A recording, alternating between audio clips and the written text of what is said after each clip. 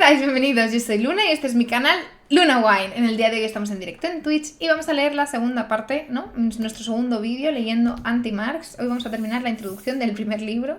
Esto va a ser largo, chicos, así que vamos a ello, justo donde nos habíamos quedado. Y a ver si terminamos en la introducción. Sin embargo, este punto de unión también fue el punto de separación entre Marx y Engels. Precisamente porque Hegel se aproximó a la realidad a través de representaciones mentales, cayó en la trampa de sostener que la realidad era producto de la mente, o más bien, del progreso de la conciencia. Como ya hemos mencionado, Hegel consideraba que el movimiento de la historia estaba determinado por la evolución de la conciencia humana. Conforme la humanidad iba adquiriendo un mayor conocimiento sobre sí misma y su relación con el entorno, las formas de organizar la sociedad iban cambiando. Marx, en cambio, rechazaba que el motor de la historia hubiese que buscarlo en el desarrollo general de la mente humana, sino más bien en las condiciones materiales de la vida. Es decir, Marx invertía la relación hegeliana entre ideas y materias. La materia no es un reflejo del desarrollo de la conciencia, sino que la conciencia es el reflejo del desarrollo de la materia, o en sus propias palabras, no es la conciencia la que determina la vida, sino la vida la que determina la conciencia. Por ello sostenía que las contradicciones que provocaban las transformaciones sociales había que buscarlas en las relaciones que los humanos mantenían con su entorno material, y no en las ideologías predominantes en cada época, que no eran más que un subproducto de estas relaciones materiales. Y ahí es donde Marx incorpora el materialismo de Ludwig Feuerbach. Así, en segundo lugar, ¿qué entendemos por materialismo? Si hemos descrito la dialéctica como el estudio de las interacciones contradictorias entre los distintos elementos que conforman la naturaleza, la siguiente cuestión que debemos plantearnos es: ¿cuál es el contenido constitutivo de esos elementos? ¿Las ideas o la materia? ¿Son las ideas las que crean el mundo material o es el mundo material el que genera las ideas de los hombres? Aquellos que sostienen que la materia tiene su origen en las ideas de los hombres o de los dioses reciben el nombre de idealistas. En cambio, quienes sostienen que las ideas son un subproducto de las relaciones con el entorno material son los materialistas. El idealismo presupone que, de un modo u otro, la mente o la conciencia genera materia y las relaciones materiales, mientras que el materialismo presupone que la materia genera la mente o la conciencia. La gran pregunta básica de toda filosofía, y sobre todo de la filosofía más reciente, se refiere a la relación entre pensar y ser. Aquellos que postulan la primacía del espíritu, de la conciencia, sobre la naturaleza, conforman el campo de los idealistas. Quienes consideran que la primacía le corresponde a la naturaleza quienes consideran que la primacía le corresponde a la naturaleza pertenecen a las distintas escuelas del materialismo. Engels, ¿no? Una cita de Engels. Por ello, cuando Marx se declara materialista, solo está expresando que pretende estudiar dialécticamente la realidad, partiendo de lo material y no de las ideas que derivadamente los seres humanos han constituido sobre ese mundo material. Mi método dialéctico es, desde su misma base, no solo diferente al de Hegel, sino exactamente opuesto al mismo. Para Hegel, el proceso de pensar, que llega a transformar en un sujeto autónomo bajo el nombre de la idea, es el creador del mundo real, y del mundo real es solo la manifestación externa de la idea. Para mí es más bien al revés. Lo ideal no es más que el mundo material traspuesto en la mente humana y traducido en sus formas de pensamiento. Y esto es una cita del Capital. A este respecto, Marx se vio inicialmente influido por la antropología materialista de Feuerbach. De acuerdo con Feuerbach, los hombres habíamos invertido en nuestra conciencia la relación real que manteníamos con Dios. Al contrario de lo que sugieren los datos religiosos, no es Dios quien creó al hombre a su imagen y semejanza, sino que fueron los hombres quienes en su imaginación crearon a Dios como un reflejo idealizado de la esencia humana, de aquellas aspiraciones humanas todavía no realizadas plenamente en el mundo material existente. El hombre, este es el misterio de la religión, objetiva su esencia y se convierte a su vez en objeto de este ser objetivo, transformado en un sujeto, en una persona. Él se piensa como objeto, pero como objeto de un objeto, como objeto de otro ser. Cuanto más subjetivo y humano es Dios, tanto más enajena el hombre su propia subjetividad, su propia humanidad, porque Dios es, en y por sí, su yo alienado que se recupera de nuevo simultáneamente. Feuerbach. El sujeto, el hombre, se convierte en objeto, la creación de Dios, mientras que el objeto, el pensamiento del hombre sobre los atributos ideales de Dios, se convierte en el sujeto, Dios creador. El hombre crea una idea, Dios, a la que le atribuye primacía sobre sí mismo. Por eso Feuerbach postulaba una nueva filosofía que convierta al hombre, junto con la naturaleza, en la que se ubica el hombre, Estoy muy empanada para leer esto hoy. Por eso Feuerbach postulaba una nueva filosofía que convierta al hombre, junto con la naturaleza en la que se ubicaba el hombre, en el objeto exclusivo y universal y más elevado de la filosofía. Convierte la antropología, junto con la fisiología, en una conciencia universal. En este mismo sentido, Marx acusaba a los filósofos idealistas de caer en una trampa muy simplona que ya hemos tenido ocasión de revelar cuando hemos hablado sobre el método de investigación de Marx. Como las relaciones empíricas entre sujetos y objetos solo pueden analizarse a través de ideas o de conceptos que hacen abstracción de los sujetos y objetos concretos que están realmente interactuando, es decir, como los investigadores se aproximan a los fenómenos complejos mediante el uso de abstracciones simplificadoras, los idealistas terminan creyendo que la realidad material concreta es un reflejo de unos conceptos abstractos preexistentes a toda materia, en lugar de reconocer que estos conceptos son meras representaciones en sus mentes de una realidad material concreta preexistente, que se les ha ido volviendo más aprehensible gracias a la investigación científica. Si partiendo de manzanas, peras, fresas o almendras reales construyo la idea general de fruta y además voy más allá e imagino que mi idea abstracta de fruta, que deriva de las frutas reales, es una entidad que existe fuera de mí y que de hecho constituye la verdadera esencia de la pera, la fruta, la manzana, etc., entonces estoy declarando que la fruta es la fruta de la pera, la manzana o la almendra.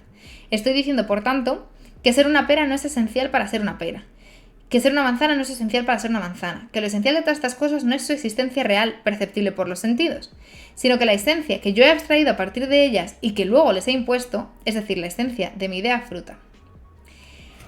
Las diferentes frutas ordinarias no son más que manifestaciones de la vida de la fruta, son cristalización de la fruta en sí misma. Por consiguiente, con manzanas, frutas se da a sí misma una apariencia de manzana, y en la pera se da una apariencia de pera. El idealismo, por consiguiente, divorcia el pensar del ser y convierte las ideas en esencias independientes y con vida propia. Pero los conceptos son solo representaciones mentales de realidades materiales concretas que, debido a su complejidad, simplificamos idealmente a través de conceptos generales. No son las ideas las que crean a los hombres, sino los hombres los que crean las ideas y las crean para aprender la compleja realidad. Ahora bien, de la misma manera que Marx no abrazó críticamente la dialéctica hegeliana, tampoco hizo lo propio con el materialismo antropológico de Feuerbach. Para Feuerbach, el hombre creaba las ideas o la conciencia sobre el mundo al percibirlo sensorialmente. Pero ¿quién es exactamente ese hombre consciente y cuál es su relación concreta con su entorno? Feuerbach concebía al ser humano de un modo estático y ahistórico. El hombre era una abstracción desconectada de su entorno y que solo se insertaba pasivamente en la naturaleza, contemplándola y reconceptualizándola. Pero la relación del hombre con la naturaleza es activa y pasiva a la vez. El hombre transforma la naturaleza, pero a su vez es transformado por la naturaleza. O mejor dicho, el hombre como parte de la naturaleza se autoproduce al transformar con su actividad la naturaleza y al verse influido por ella. El ser humano humaniza la naturaleza y por esa vía naturaliza al hombre. En consecuencia, la conciencia del hombre depende del entorno material en el que se halle, y ese entorno material es en parte su propia obra. Es un entorno cambiante por la propia acción humana. O dicho de otra forma, el materialismo de Feuerbach era en el fondo metafísico, pues consideraba que las ideas percibidas por el hombre sobre el mundo a través de sus sentidos eran invariantes y definitivas, cuando esas mismas ideas y conceptos están expuestos a la evolución dialéctica. Para Marx, el materialismo de Feuerbach es un materialismo abstracto, que excluye el proceso histórico, porque no estudia la religión y las ideologías en general como producto de una época concreta caracterizada por unas condiciones materiales concretas, cuando toda religión y todo sistema jurídico, todas ideas que emergen a lo largo de la historia, solo pueden ser entendidas si se entienden las condiciones materiales de vida de la época en cuestión, y si todo lo anterior se relaciona con esas condiciones materiales de vida. Decir que el hombre ha creado a Dios es una afirmación incompleta. No es el hombre en abstracto quien ha creado a Dios, sino un hombre concreto, inserto en un contexto social determinado, quien ha creado a Dios. Así pues, Feuerbach se quedó a mitad de camino. Por abajo era materialista y por arriba idealista. Para Marx, el hombre que genera las ideas no es un ser abstracto y ahistórico, sino un ser concreto e histórico, un hombre empírico, que no solo se inserta pasivamente en el mundo natural a contemplarlo, sino que lo crea y lo transforma activamente a través de su acción productiva, y que al transformarlo entra necesariamente en determinadas relaciones sociales con otros seres humanos, que terminan transformándolo al mismo, dado que el hombre es un producto de sus circunstancias sociales, aun cuando esas circunstancias sociales sean en última instancia fruto de la acción de todos ellos. La vida mental de la sociedad es una función de fuerzas productivas. La tarea del filósofo materialista no es tanto determinar, en general, que la religión es un producto del hombre, sino explicar, partiendo de las condiciones de la vida reales en cada época, de las formas en las que esas condiciones de vida reales han sido convertidas en dioses. Para luchar contra la religión, y más en general contra la conciencia prevalente en una época, hay que luchar contra aquel mundo cuyo aroma espiritual es la religión, pues la religión no es solo el suspiro de la criatura oprimida, sino es el alma de un mundo sin corazón, así como el espíritu de una situación sin espíritu. Es el opio del pueblo. De ahí que la tarea de los filósofos no sea meramente contemplativa, sino práctica, transformadora. Epistemológicamente existe una unidad entre teoría y práctica, entre objeto y sujeto de cognición, y por tanto entre verdad y aplicabilidad. Primero, el cometido de su investigación filosófica no ha de ser la abstracción pura y desconectada de la vida real, sino la vida real misma, y solo si el investigador social se coloca en el mundo real y se convierte también en objeto de investigación, podrá comprender el mundo en su plenitud. Segundo, el conocimiento filosófico ha de ser aplicable al mundo real. Es decir, el propósito del conocimiento no es el propio conocimiento, sino su capacidad para transformar la realidad material al reinterpretarla. Y por último, la corrección de ese conocimiento práctico será validada por la propia práctica a lo largo de la historia. Es decir, si solo el conocimiento filosófico verdadero es aplicable, solo el conocimiento que logre aplicarse sostenidamente transformando las condiciones materiales existentes será un conocimiento filosófico verdadero. Por consiguiente, la filosofía debe estudiar un problema práctico como religioso. ¿Por qué el hombre ha inventado a Dios? Exponer cuáles son las condiciones materiales que engendran la conciencia religiosa, así como los cambios materiales necesarios para eliminar la religión. ¿Qué debemos cambiar para que desaparezca la religión? Y validar la veracidad de ese conocimiento práctico a la luz de la historia. ¿Ha desaparecido la religión tras poner en práctica los cambios materiales diagnosticados? En definitiva, lo que tenía Hegel, una teoría dialéctica de la historia, era lo que le faltaba a Feuerbach. Y lo que tenía Feuerbach, una antropología materialista y no idealista, era lo que le faltaba a Hegel. Marx combina la dialéctica de Hegel y el materialismo de Feuerbach, para así crear una dialéctica materialista con la que explicar, a partir de la contradicción material presente en la sociedad humana, la lógica detrás de las transformaciones sociales. La dialéctica materialista es una teoría y un método de análisis que explica la evolución de las formas sociales, a partir de las contradicciones inherentes a las relaciones que entretejen los hombres con su entorno material. Es decir, a partir de la contradicción entre forma de una sociedad y el contenido material de la misma. Puesto que solo comprendiendo las contradicciones materiales inherentes a cada forma social podremos revolucionar y trascender esas formas sociales. Lo primero que hay que hacer es comprender el mundo real en su contradicción y luego revolucionarlo en la práctica eliminando la contradicción. Ahora bien, ¿cuáles son exactamente esas contradicciones que se hallan en la base de las relaciones del hombre con su entorno material y que determinan la evolución histórica de las distintas formas sociales? El punto de partida de todo ser humano, y en virtud del cual se diferencia del resto de animales, es la producción de los medios de subsistencia que necesita para reproducir su existencia. Producción que no es más que el resultado de transformar el entorno natural a través de su trabajo. Pero en la medida en la que los seres humanos no producen individual, sino socialmente, esta producción tendrá un carácter social y por tanto requerirá que los seres humanos establezcan determinadas relaciones sociales entre sí. Estas relaciones sociales se referirán al modo de organizar la producción social, cómo se reparte el trabajo social entre los distintos individuos, y al modo de organizar la distribución de ese producto social, cómo se reparten los frutos de la producción social entre los distintos individuos. Y serán relaciones sociales que delimitarán lo que es materialmente posible producir. Toda producción material está necesariamente mediada por las relaciones sociales que entablan los hombres entre sí. Y por tanto, no es posible producir materialmente nada que no sea susceptible de insertarse en las relaciones sociales que vigentes en una comunidad humana, o vigentes en una comunidad humana. Dicho de otro modo, toda sociedad a lo largo de la historia ha producido y distribuido socialmente sus medios de vida organizando el trabajo para transformar la naturaleza.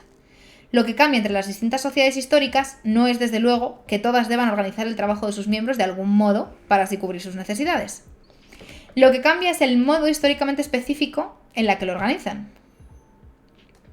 la forma social de sus relaciones productivas. Y ese modo específico de organizar el trabajo y distribuir sus frutos queda reflejado en el régimen de propiedad vigente dentro de una sociedad. El régimen de propiedad supone distribuir entre los distintos hombres el poder social sobre los medios de producción y con ellos el poder para determinar qué se produce, cómo se produce y para quién se produce. Régimen de propiedad no equivale necesariamente a régimen de propiedad privada, puesto que existen otros regímenes posibles de propiedad, como la propiedad comunal, que conducen a otras maneras de organizar la producción y distribución de la riqueza. Pero en todo caso, algún régimen de propiedad, de apropiación, debe regir de facto o de iure dentro de una sociedad, porque toda producción es apropiación de la naturaleza por parte del individuo dentro de y a través de una determinada forma social, de un determinado régimen de propiedad. En este sentido, resulta tautológico decir que la propiedad, la apropiación, es una condición para la producción. Por consiguiente, como decíamos, cada sociedad solo podrá producir aquello que resulte compatible con el régimen de propiedad establecido, de manera que necesariamente existirá una tensión dialéctica entre la producción y las relaciones sociales que organizan esa producción, entre la forma social y el contenido material de una comunidad humana. En ocasiones, la forma social presionará para alcanzar un determinado contenido material en contra de la naturaleza de ese contenido material, y en otras ocasiones, el contenido material querrá expandirse más allá de los límites que le impone la forma social. En general, pues, podemos decir que toda sociedad organizará la producción, el hombre y sus instrumentos transformando la naturaleza, a través de una forma social determinada, de un determinado régimen de propiedad. Según la disposición que ocupe cada individuo dentro de la estructura de producción y distribución de una sociedad, podremos agrupar a ese individuo junto a otros que se hallen en su misma posición estructural. Hablaremos en tal caso de clase social. La forma social de organizar la producción dividirá, por tanto, a la población en clases sociales. Quienes ejerzan un mayor control sobre los medios de producción orientarán las relaciones de producción y de distribución en su favor, y en perjuicio de aquellos otros que no los controlan. Por consiguiente, la contradicción dialéctica fundamentalmente entre clases sociales vendrá expresada en toda la sociedad histórica por la relación entre opresores y oprimidos, o entre explotadores y explotados. Según la forma histórica que adopte la sociedad, hablaremos de hombres libres y esclavos, patricios y plebeyos, nobles y siervos, maestros de gremio y oficiales, o en una sociedad capitalista, burgueses y proletarios. Pero en todos los casos, aunque por distintas vías, a través de distintas formas sociales, los explotadores les extraerán a los explotados parte del excedente de su trabajo. Por eso, los intereses de las clases sociales en cualquier régimen de propiedad siempre serán antagónicos e irreconciliables. Y ahí es donde entra en escena la economía política británica, cuyos máximos exponentes fueron Adam Smith y David Ricardo. Esta fue la segunda de las patas del pensamiento de Marx, por cuanto le proporcionará la anatomía de las relaciones sociales particulares de la sociedad burguesa. El propósito de la ciencia económica reside justamente en estudiar las formas sociales específicas que adopta en cada momento histórico la producción y distribución social de los bienes que necesitan los hombres para reproducir su existencia. Cada modo histórico de organizar la producción contará con sus propias categorías y sus propias leyes internas, que son las que Marx pretende desentrañar para que la apariencia de las relaciones sociales de producción no enmascare su contenido. Y es que, si la forma de apariencia de las cosas coincidiera con su esencia, entonces toda la ciencia sería superflua. Por ejemplo, una persona puede relacionarse con otras como esclavo o como asalariado según las relaciones sociales que establezca dentro de una sociedad. Asimismo, una máquina puede adoptar la forma social de capital o convertirse en un medio de producción socializado según las relaciones sociales que se establezcan entre los seres humanos.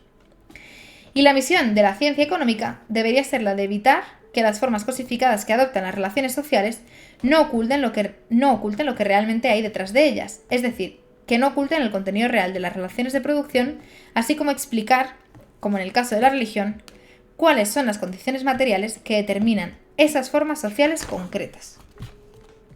¿Qué es un esclavo negro? Un hombre de la raza negra. Una explicación equivale a la otra. Un negro es un negro. Solo bajo determinadas condiciones, un negro se convierte en esclavo. Una máquina de hilar algodón es una máquina para hilar algodón. Solo bajo determinadas condiciones se convierte en capital. Aislada de estas condiciones, la máquina no tiene nada de capital, del mismo modo que el oro no es de por sí dinero, ni el azúcar, el precio del azúcar. Esto es una cita de Marx. Y yo creo que lo vamos a dejar por aquí porque todavía nos queda bastante introducción como para hacer otro vídeo más, ¿vale?